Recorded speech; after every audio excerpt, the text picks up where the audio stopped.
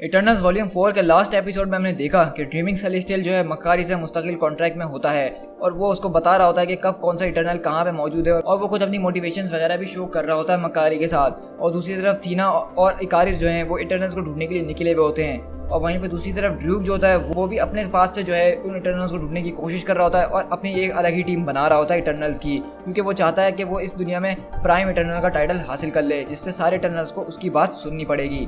और इसी तरह हम देखते हैं कि वहाँ पे जो है ड्रूक एक इटर्नल लेगबा को जो है जगा देता है, लेकिन तभी अकारिस और थीना वहाँ पे उसको रोकने के लिए पहुँचते हैं, लेकिन वो लोग उसको वहाँ पे रोक नहीं पाते और ड्रूक उस इटर्नल को लेके अपने साथ निकल जाता है। अब आगे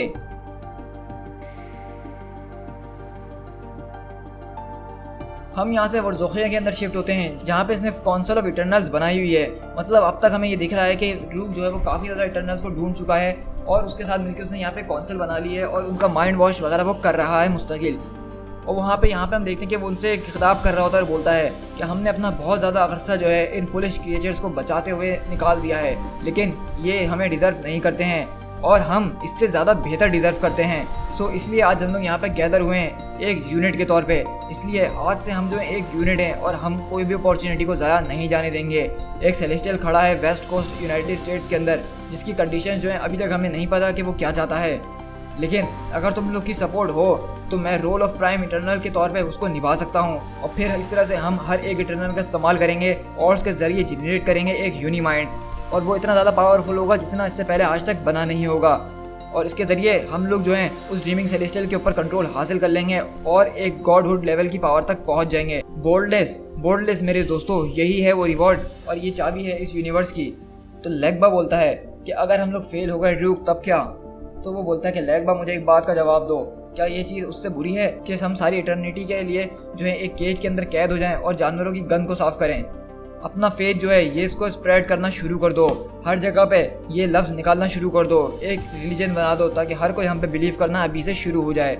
और इसी तरह हम देखते हैं कि गोल्डन गेट सिटी के अंदर जो पार्क होता है सैन फ्रांसिस्को अंदर, जहाँ पे ये सेलेस्टियल खड़ा हुआ है ड्रीमिंग सेलेस्टियल, वहाँ पे जो है इसके लोग यानी ड्रूक के लोग जो हैं वो कुछ गलत बातें फैलाना शुरू कर देते हैं, क्योंकि हम बेसिकली देखते हैं कि यहाँ पे एक किस्म का मेला लगा हुआ होता है और यहाँ पे बहुत सारे लोग आ रहे होते हैं। तो इसलिए ये लोग जो हैं यहाँ पे इस बात का फ़ायदा उठाते हैं और ये सारी यही बातें कर रहे होते हैं कि हम लोग जो है इस दुनिया को बदलने वाले हैं, हम ये फलाना करने वाले हैं, तुम्हारी ज़िंदगी आज से पहले बर्बाद हुई थी, लेकिन ये गोल्डन गॉड जो है ये उठेगा और जब ये उठेगा तो हमारी ज़िंदगी बदल के रह जाएंगी, फलाना ढमकाना, यानी फजूल की बकवास यहाँ पे वो लोगों से कर रहा होता है, लेकिन लोग उसकी सुन भी रहे होते हैं। तो वहीं पे अचानक एक आदमी आता और बोलता है कि अच्छा ये बात बताओ कि तुम जैसा आदमी इसके बारे में इतना कैसे जानता है कि इसको क्या चाहिए? क्या तुमने 10,000 साल तक गॉड बनने की स्टडी करी है? क्या तुमने उन लैंग्वेजेस को समझने और पढ़ने की कोशिश करी है जिसके पढ़ने से आम इंसान जो है वो पागल हो जाता है? तो वहीं हम देखते हैं कुछ लोग आते हैं और उसको पकड़ते हैं और बोलते हैं कि बस बहुत हो गया, अब तुम कुछ ज़्यादा ही बोल रहे हो, चलो यहाँ से निकलने की कोशिश करो, आखिरकार तुम हो कौन जर्क? वहीं हम देखते हैं कि वो आदमी को दूर फेंकता है और बोलता है कि मैं हूँ एजेक और तुम सिर्फ एक छोटे फ्रॉड हो। तो वहीं पे वो आदमी बोलता है कि तुम आखिरकार ये कर क्या रहे हो, तुम मुझे जानते नहीं हो कि मैं कौन हूँ। तो वहीं पे एजेक बोलता है ओह मैं तुम्हारी आंखों में देख के और तुम्हारे सोल में देख के ही बता सकता हूँ कि तुम हो। तुम अपने आप को हॉल बुलाते हो ना, लेकिन तुम्हारा असली नाम हॉवेल फ्रैंकलिन है और तुम वो हो जो कि अभी तक अपनी अम्मा अब्बा के ट्रस्ट के ऊपर पल बढ़ रहा है। और दूसरी बात, और तुम एक सेकंड रेट प्रोफेसर हो जिसके पेपर्स ऐसे होते हैं जिसको कोई पढ़ना पसंद नहीं करता, लेकिन तुम फिर भी उसको लिखते रहते हो। और हाँ, तुम एक बुज़दिल हो, तुमने एक स्टूडेंट का रेप करा था और उसकी ज़िंदगी बर्बाद कर दी उसके ऊपर गलत एलिगेशंस लगा के। इससे पहले कि वो तुम पे केस करती, तुमने उसके ऊपर गलत बातें करके उसकी ज़िंदगी को बर्बाद कर दिया, उसकी रेपुटेशन को डिस्ट्रॉय कर दिया। तो हाँ फ्रैंकलिन हॉवर्ड, मैं जानता हूँ कि एग्जैक्टली तुम कौन हो। तो हम इस तरह से देखते हैं कि वहाँ पे एक बहुत बड़ा सीन क्रिएट हो गया होता है, क्योंकि एजेक आपको याद होगा कि लास्ट सीरीज़ के अंदर हमने देखा था कि वो इस यहाँ पे खड़ा होता है गोल्डन गेट के पास और वो सेलेस्टियल के ऊपर नज़र रख रहा होता है। लेकिन यहाँ पे आज वो कुछ ज़्यादा ही गुस्से में आ गया, क्योंकि एजेक जो था वो एक ऐसा इटर्नल था जिसका काम ही यही था कि वो सेलेस्टियल से बात करता था, लेकिन ये सेलेस्टियल इससे बिल्कुल भी बात नहीं कर रहा है, ना ही इसको पसंद कर रहा है। तो इस बात से एजेक पहले ही गुस्सा था और हमने देखा कि यहाँ पे एक आदमी आ गया और वो ये प्रिटेंड कर रहा था कि वो इस गॉड से बात करता है। तो एजेक ने अपना सारा गुस्सा जो था उस आदमी के ऊपर उतार दिया। तो वहीं पे हम देखते हैं कि कुछ सुपर हीरोज आते हैं वहाँ पे यह सिचुएशन को देखने के लिए और बोलते हैं कि हम लोग दी ऑर्डर से हैं, अपने हाथ ऊपर करो और अपनी आइडेंटिटी हमारे सामने रिवील करो। तो एजेक बोलता है कि तुम लोगों के लिए बेहतर यही होगा कि तुम लोग खामोशी से यहाँ से चले जाओ, मैं तुम लोगों के लिए कोई थ्रेट नहीं हूँ। तो वो लड़की बोलती है कि ये कॉल हम करेंगे कि तुम हमारे लिए क्या हो और क्या नहीं, इस वक्त तुम हमारे साथ चलोगे। तो एजेक बोलता है कि नहीं, तुम लोग यहाँ से चले जाओगे, जिसने ये जगह बर्बाद करी है वो यहाँ से जा चुका है। तो वहीं पे हम देखते हैं इस तरह से एजेक उसका वहाँ पे माइंड वॉश कर देता है और वो लोग बोलते हैं कि हाँ ये एरिया बिल्कुल क्लियर है, जिस किसी ने भी ये काम करता है वो यहाँ से जा चुका है। लेकिन हम वहीं पे देखते हैं एजेक जो है उस ड्रीमिंग सेलेस्टियल के पास आता है और बोलता है कि क्यों क्यों क्यों आखिरकार तुम मुझसे बात नहीं करते हो? क्या मैंने अपने आप को तुम्हारे सामने कभी प्रूव नहीं करा? मैंने तुम्हारी काइंड को एक अरसे तक सर्व करा है, लेकिन तुमने मेरी जगह उसको चूज़ क्यों करा? तुमने मक्कारी को क्यों चूज़ करा? तो वहीं पे हम देखते हैं कि ड्रीमिंग सेलेस्टियल दिखा रहा होता है कि एक सेलेस्टियल किस तरह से पैदा होता है और बोलता है कि ये है the birth creation of a celestial.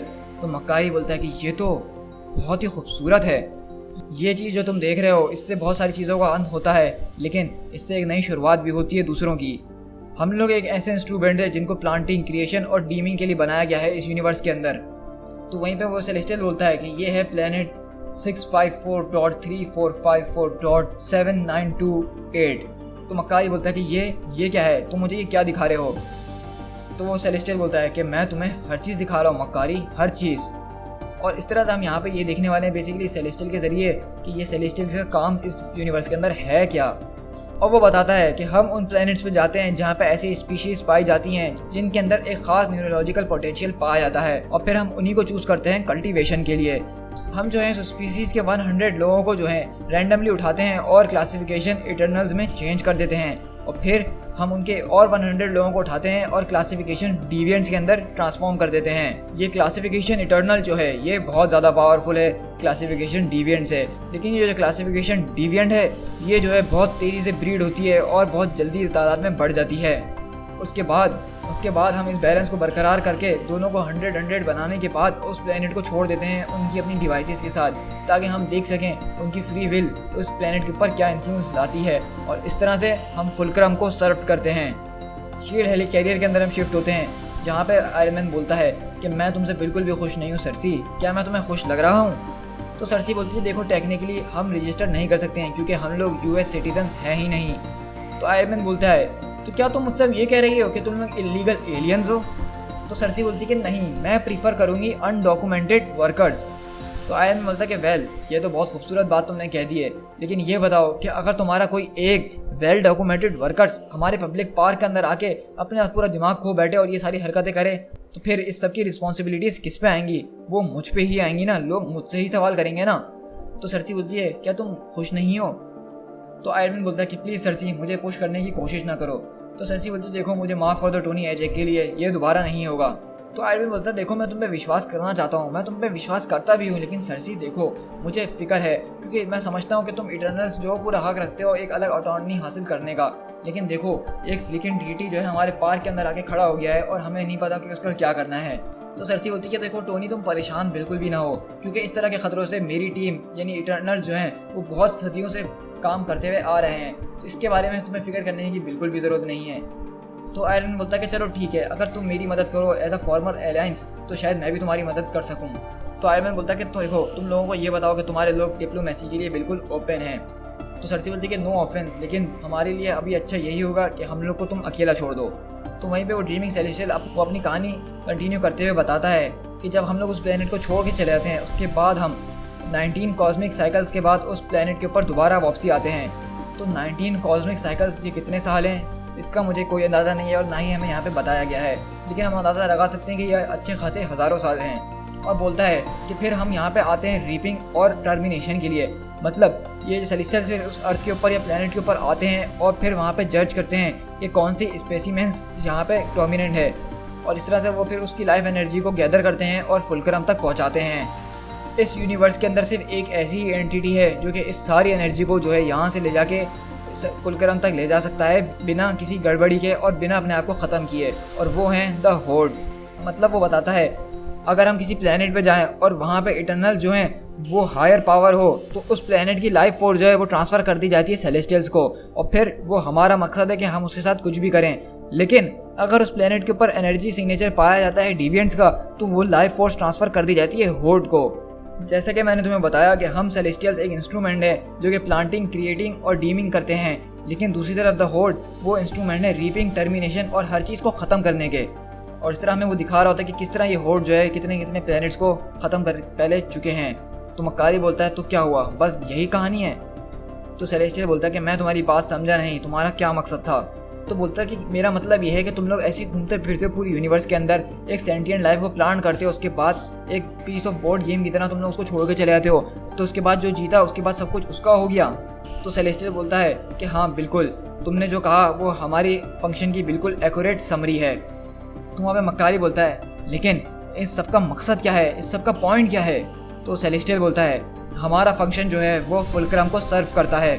तो मक्कारी बोलता है कि आखिरकार ये फुलक्रम है कौन? तो मैं आप लोगों को और थोड़ा आसान ज़बान में समझाने की कोशिश करूं तो आप मेरी बात ज़रा गौर से सुनिएगा। आपको पता है, मैं पहले एक्सप्लेन कर चुका हूं कि किस तरह से सेलेस्टियल जो है वो अर्थ के ऊपर आते हैं, कुछ लोगों को उठाते हैं, उसको में से इटर्नल्स और डिविएंट्स बनाते हैं, उसके बाद वो उस प्लेनेट को छोड़ के चले जाते हैं, फिर वो दोबारा उस प्लेनेट पर आते हैं ये देखने के लिए कि उस प्लेनेट के ऊपर क्या हो रहा है। अगर उस प्लेनेट पे ज़्यादा पावरफुल इटर्नल्स हैं और वो प्लेनेट पीस के अंदर है तो वो सारी लाइफ फोर्स जो है उस प्लेनेट का यानी कब्जा जो है वो सेलेस्टियल के हाथ में चले जाता है, और उसके बाद वो सेलेस्टियल्स के ऊपर है कि वो उस प्लेनेट को ख़त्म करना चाहें या उसको वैसे ही रहने देना चाहें। लेकिन अगर उस प्लेनेट पे सेलेस्टियल्स ने आके विजिट करा और उस पर जो है डिविएंट्स ज़्यादा हैं और सेलेस्टियल्स कम तादाद में हैं और डिविएंट यानी रूल कर रहे हैं, तो उसकी जो लाइफ फोर्स है वो द होर्ड के हवाले कर दी जाती है। और द होर्ड ऐसी चीज़ है जो कि इस प्लेनेट को ख़त्म कर देती है और उसकी सारी एनर्जी अपने अंदर स्टोर करती है और स्टोर करके ले जाती है फुलक्रम के पास। और सेलेस्टियल का भी यही काम है कि वो ये सारे काम जो कर रहे हैं वो फुलक्रम के कहने पे कर रहे हैं। तो हमने अभी तक इन दो इश्यूज़ के अंदर फुलक्रम नाम बहुत सुन लिया है सेलेस्टियल के मुंह से कि हम फुलक्रम को सर्व करते हैं। तो अब तक आपके दिमाग में ये बात घूम रही होगी जैसे मक्कारी की घूम रही है कि आखिरकार ये फुलक्रम है कौन। तो इसके लिए आप लोगों को थोड़ा और सब्र करना पड़ेगा जैसे मक्कारी कर रहा है। हम शिफ्ट होते हैं एंटार्क्टिका ओलंपिया जो कि है इटर्नल्स का हेडक्वार्टर, और वहाँ पे हम देखते हैं कि एजेक खड़ा होता है और वहाँ से आवाज़ आती है कि एजेक क्या तुम अपना दिमाग खो चुके हो? तो एजेक बोलता है क्या तुमने सुना नहीं है कि किसी के पास जाओ तो नॉक करके जाना चाहिए? और हम देखते हैं कि सामने एक क्रिस खड़ा होता है और बोलता है एजेक हाँ वैसे भी मैं जानता हूँ इकारिस के ये सारी फॉर्मेलिटीज़ तो तुमने कभी फॉलो करी नहीं है जो अब करोगे। तो इकारिस बोलता है डैम इट एजेक, तुम बात को समझने की कोशिश क्यों नहीं करते हो?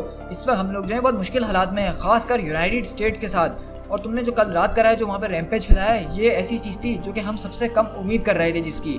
तो एजेक बोलता है तो ये बताओ कि तुम मुझसे क्या एक्सपेक्ट कर रहे हो? फिर वो लोग जिनको किसी चीज़ की अकल नहीं है, जिनको कोई रिस्पेक्ट के वो काबिल नहीं है, वो लोग वहाँ पे आके सेलेस्टियल की एक गलत इमेज बना रहे थे, तो ये सब मैं कैसे बर्दाश्त कर दूँ? वो लोग वहाँ पे उसके नाम पे खिलौने, ज्वेलरी, टॉवल्स ये सारी चीज़ें बेच रहे हैं, यहाँ तक कि साबुन भी। वो बुड्ढा ठरकी आदमी वहाँ पे खड़े होकर फजूल की बकवास कर रहा था उन लोगों के आगे जैसे कोई वो बहुत बड़ा प्रीस्ट है, जबकि मुझे अच्छे से पता है कि वो बुड्ढा ने क्या क्या कांड किए हैं। तो वहीं पे बोलता है कि एजेक मेरी बात ज़रा समझने की कोशिश करो, ये ऐसी चीज़ नहीं है जिसको हम पहली बार देख रहे हैं। हमें पता है कि ह्यूमंस इसी टाइप के होते हैं, जो चीज़ उनको समझ में नहीं आती है उसको पूछना शुरू कर देते हैं, उसको अपना गॉड मान लेते हैं या फिर उसको डिस्ट्रॉय करने की कोशिश करते हैं। इसमें क्या गलत है एजेक? ये पहले भी हम देख चुके हैं ना। एजेक बोलता है कि हाँ तुम सही कह रहे हो, इसमें कुछ भी गलत नहीं है। तो इकारिस बोलता है कि ठीक है, अब वैसे भी मैं तुम्हारे लिए एक जॉब लेकर आया हूँ। और वहीं पे हम देखते हैं आयरन मैन के साथ सरसी खड़ी हुई होती है हेलीकैरियर के ऊपर, और वो बोलती है सरसी कि देखो गोल्डन गेट पार्क में जो भी हुआ वो हमारी प्रॉब्लम थी, मैं मानती हूँ और मैं कोशिश करूँगी कि आपसे ये दोबारा ना हो। तो बोलता है कि हाँ ठीक है, लेकिन तुम लोगों को अब कोशिश से कुछ ज़्यादा ही करना पड़ेगा।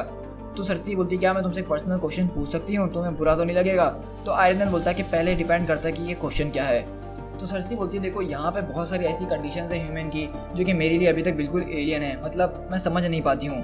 तो वो पूछती है कि मुझे ये नहीं पता कि अगर मैं किसी के करीब हूँ तो मैं ये कैसे पता लगाऊँ कि उसको किसी किस्म की कोई एडिक्शन वगैरह है। तो आयरन मैन पूछता है कि तुम मुझसे इसलिए पूछ रही हो क्योंकि मैं एक ह्यूमन हूँ और मैं इस वक्त शराब पिया हुआ हूँ?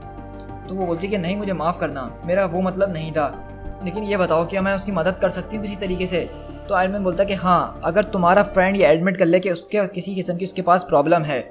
सरसी बोलती है अगर वो ये बात एडमिट ना कर रहा हो कि वो किसी चीज़ का एडिक्ट है। तो आयरन मैन बोलता है कि अगर ऐसी बात है तो मेरी एडवाइस यही है कि तुम वहाँ से उसको छोड़ के चले जाओ जब तक वो इस बात को समझ ना जाए कि वो जो कर रहा है वो एक एडिक्शन और गलती है। वहीं पे एजेक बोलता है कि मैं ही क्यों? तो इकारिस बोलता है क्योंकि मैं तुम पे ट्रस्ट करता हूँ और मुझे कोई ऐसा चाहिए कि ड्रूक जो है स्लीपिंग इटर्नल्स को इतनी जल्दी कैसे ढूंढ रहा है। तो एजेक बोलता है कि ये तो बड़ा मुश्किल काम लग रहा है। तो इकारिस बोलता है कि ये कोई मुश्किल काम नहीं है, मैं तुम्हें इन्फ्लिरेट करने को बोल रहा हूँ वर्ज़ोखिया को, तुम जो हो क्योंकि इस तरह के काम में बेस्ट हो और ये जाके पता लगाओ कि किस तरह से वो इनको इस्तेमाल कर रहा है लोगों को, और वो जो है इटर्नल्स तक जल्दी कैसे पहुँच रहा है हमसे पहले। तो एजेक बोलता है कि वेल मुझसे अगर पूछो तो ये काम इतना भी आसान नहीं है, ये एक किस्म का चैलेंज है मेरे लिए, लेकिन एक बात मुझे साफ साफ बताओ, तुम मेरे साथ ये इसलिए कर रहे हो ना ताकि मैं इस ट्रबल से दूर रह सकूं? तो इकारिस बोलता है देखो कभी कभी जो है हमें एक्सट्रीम मेजर्स लेने ही पड़ते हैं। वहीं पर ड्रीमिंग सेलेस्टियल बोलता है बात करते हुए मक्कारी से हर एक कंपोनेंट इस फिजिकल यूनिवर्स के अंदर मॉडल सैंपल फंक्शन है बैलेंस का, चाहे वो कितना छोटा हो, चाहे बड़ा हो या फिर इमेंस हो। हर चीज़ जो है इस यूनिवर्स के अंदर वो एक बैलेंस को शो करती है। वो अपोजिट फोर्सेस एक दूसरे को पुश और पुल दोनों ही कर रही होती हैं, कभी कभार बहुत वायलेंटली भी, लेकिन वो सब कर रही होती हैं ताकि एक परफेक्टली बैलेंस बना रहे। हर being particle constant action exist करता है स्टेट ऑफ सबलाइम इक्विलिब्रियम के अंदर, और ये सब कुछ सर्व करता है द फुलक्रम को। और वही में अचानक देखते हैं कि बकारी की ये सारी बातें सुन के आँख खुल जाती है और वो बुरी तरीके से सांस ले रहा होता है। वहीं पे अंटार्कटिका के अंदर थीना जो है वो सर्सी के पास आती है और बताती है कि जब मकारी जो है उस सेशन में जाता है, मतलब तुम लोग जो भी कहो उसको, जब वो ड्रीमिंग सेलेस्टियल से बात करता है तो वो पहले से बहुत ज़्यादा अलग हो जाता है। ऐसा लग रहा है कि मैं उसको आहिस्ता आहिस्ता खोते जा रही हूँ। उसकी एक एक सांस जो है वो मुझसे दूर होती जा रही है जब वो उसमें ट्रैवल करता है। तो थीना बोलती है कि सरसी, हमारे लिए मौत ज़िंदगी कोई बहुत बड़ी चीज़ नहीं है, तुम्हें पता है कि हम लोग इटर्नल्स हैं। और तो तभी सरसी बोलती है कि हाँ मैं ये तुम्हारी बात जानती हूँ, लेकिन ये इससे कुछ ज़्यादा है। मतलब उसकी जो लाइफ फोर्स है, उसका एसेंस है, मैं उसको फेड होते हुए महसूस कर सकती हूँ। मुझे नहीं पता कि मैं ये कैसे महसूस करने लग गई हूँ, लेकिन मुझे ऐसा लग रहा है कि अगर वो इस तरह करता रहेगा तो वो इस एग्जिस्टेंस से ही मिट जाएगा और तुम्हें जो है इकारिस से बात करनी होगी ताकि वो ये सब रोक सके। तो अथीना बोलती है, देखो मैं तुम्हारी बात समझती हूँ कि तुम कितना ज़्यादा परेशान हो सरसी, लेकिन इस वक्त मकारी ही एक ऐसा बाउंड्री ड्रीमिंग सेलेस्टियल के साथ जो कि हमें जोड़ के रखा है, मतलब वही हमारी मदद कर रहा है उन इटर्नल्स को ढूंढने में, उसके अलावा हम ये नहीं कर पाएंगे। तो सरसी बोलती है, देखो मैं तुम्हारी बात समझती हूँ, लेकिन तुम्हें भी समझना होगा मेरा सब कुछ वही है, मेरे पास उसके अलावा और कुछ नहीं है। तो थीना बोलती है कि तुम बिल्कुल ठीक कह रहे हो, मैं देखती हूँ कि मैं क्या कर सकती हूँ। तो वहीं पे हम देखते हैं कि थीना इकारिस के पास आती है और वो सारी यही बातें कर रही होती है, लेकिन इकारिस भी साफ साफ मना कर देता है कि देखो चाहे अब कुछ भी हो जाए उसको ये सब करते रहना होगा, क्योंकि वही एक है जो हमारी ड्रीमिंग सेलेस्टियल से बॉन्ड बना के रखा हुआ है। हमारे पास सिर्फ एक यही एडवांटेज है जिसकी हमें ज़रूरत थी, मतलब उसके बगैर हमें नहीं पता चल पाएगा कि ये ड्रीमिंग सेलेस्टियल क्या चाहता है। तो थीना बोलती है कि एजेक के बारे में क्या है, वो क्यों नहीं सेलेस्टियल से बात कर पा रहा, क्योंकि वो तो पिछले कई सदियों से जो है सेलेस्टियल से बात करता आया है। तो इकारिस बोलता है कि वेल, अगर साफ लफ्ज़ों में कहूँ तो वो उससे बात करना ही नहीं चाहता है। तो थीना बोलती है कि क्यों नहीं। तो बोलता है कि मुझे क्या पता वो क्यों नहीं चाहता, मे बी वो किसी किस्म का डिफेक्टिव हो या उसका मूड ना हो उस एजेक से बात करने के लिए, या फिर हो सकता है एजेक ने उसकी बच्ची को चुरा लिया हो उसको डेट पे ले जाने से, मुझे क्या पता। बस मुझे इतना पता है कि उसका जो बॉन्ड है वो मक्कारी के साथ ही ज़बरदस्त है, और उसी के ज़रिए हमें एक और का पता लगा है, फेस्टोस। तो थीना बोलती है, क्या तुमने फेस्टोस को ढूंढ लिया है, और कब ढूंढा। तो इकारिस बोलता है कि बस अभी 5 मिनट पहले ही डिटेल्स कंफर्म हुई हैं, इसने जो है फिलिप स्टॉस का नाम लिया हुआ है और वो जो है एक ऑटोमोटिव कंपनी में जर्मनी के अंदर काम कर रहा है। तो थीना बोलती है, तो हमें कब निकलना है। तो इकारिस बोलता है कि फ़ौरन, अभी के अभी। तो वहीं पर हम देखते हैं कि थीना अपने बाप यानी सूरज के पास आती है जो कि इंटरनल्स का लीडर है, और बोलती है कि फादर मैं यहाँ से जा रही हूँ, लेकिन मैं चाहती हूँ आप मेरे बेटे जोए का ख्याल रखें। तो वो बोलते हैं कि कौन। तो बोलती है कि जोए मेरा बेटा, आपका पोता पिताजी, आप कैसी बातें कर रहे हैं। तो सूरज बोलता है कि हाँ बिल्कुल। तो बोलती है कि ये बहुत ज़्यादा ज़रूरी है कि वो अपनी स्टडीज़ के ऊपर कंसंट्रेट करे, तो उसका एजुकेशनल प्रोग्रामिंग जो है उसको डाउनलोड कर दिया, लेकिन आप उसके ऊपर नज़र रखिएगा, खासकर जब वो मैथ्स कर रहा हो। 2 घंटे टीवी दिखाइएगा, उसके बाद खाना, और इस बात का ख्याल रखिएगा कि वो 8:30 बजे तक बेड पे लेट जाके, सिर्फ आधा घंटा उसको पढ़ने के लिए दीजिएगा, उसके बाद लाइट्स बंद कर दीजिएगा, ठीक है ना। क्या मेरी बात समझ गए डैड। तो वो बोलता है कि मुझे लगता है कि मुझे इस कुत्ते की डाइट को चेंज करना चाहिए। तो थीना बोलती है कि क्या। तो बोलता है कि हाँ देखो ना, ये आजकल सही खा नहीं रहा है और बहुत ज़्यादा कमज़ोर हो रहा है, मुझे लगता है कि मुझे इसकी डाइट में जो है थोड़ा फैट मिलाना चाहिए। तो थीना गुस्से से बोलती है कि डैड आपने मेरी एक भी बात को गौर से सुना जो मैंने आपसे अब तक कही। तो सूरज बोलता है कि हाँ मैंने सुन लिया, और मुझे लगा था कि तुम शायद बोल चुकी हो, तो इसलिए मैंने बोला। तो वहीं पे थीना बोलती है कि क्या आपको ज़रा सा भी फ़र्क नहीं पड़ता है कि हम एक इंकर्जन पे जा रहे हैं, और हो सकता है इस इंकर्जन में हमें वहाँ पे ड्रूप भी मिल जाए और वो वहाँ पे जीत भी सकता है। ये हमारे लिए बहुत ज़्यादा ज़रूरी है, हम लोग हज़ारों सालों से जी रहे हैं, लेकिन आपने इससे पहले आज तक मेरे साथ ऐसा नहीं करा, तो आप अभी तक ऐसा क्यों कर रहे हैं मेरे साथ। आप मेरे बेटे का ख्याल करिए, और यही आखिरी चीज़ है जो मैं आपसे चाहती हूँ। और हाँ, कुत्ते का अगर इतना ही ख्याल है तो उसको फैट ज़रा ज़्यादा खिलाइए। और यहाँ से थीना देखते हैं गुस्से में सूरज को सुनाते हुए चले जाती है। तो वहीं पर लेगबा बोलता है ड्रूप से, क्या ऐसा पॉसिबल है कि एक सेलेस्टियल को हाईजैक कर सकें।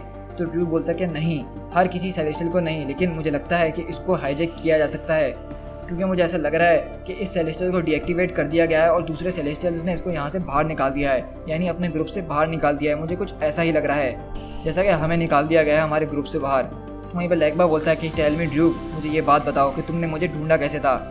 तो वहीं पर ड्रूप बोलता है कि वेल माय फ्रेंड, ये एक ऐसा सीक्रेट है जो कि मैं अपने पास रखना चाहूँगा अभी के लिए। तो लेगबा बोलता है क्या बात है, क्या तुम्हें मुझ पर ट्रस्ट नहीं है। तो ड्रू बोलता है कि अपनी जान के साथ मैं तुम पे पूरा विश्वास करता हूँ, लेकिन इसके साथ मे बी लेटर, थोड़ा टाइम मेरे साथ रहा, उसके बाद देखते हैं। लेकिन अभी के लिए मेरे दोस्त हमें उस चीज़ पे फोकस रहना चाहिए जो हमारा ऑब्जेक्टिव है। हमारा नंबर ज़रूर बढ़ रहा है तेज़ी से, लेकिन हमारी सिचुएशन अभी इतनी ज़्यादा मजबूत नहीं हुई है। लेकिन अगर बात करी जाए तो मेरे एजेंट जो हैं एक पावरफुल पोटेंशियल दोस्त के बहुत ज़्यादा करीब हैं, जिसका नाम है गिलगामेश।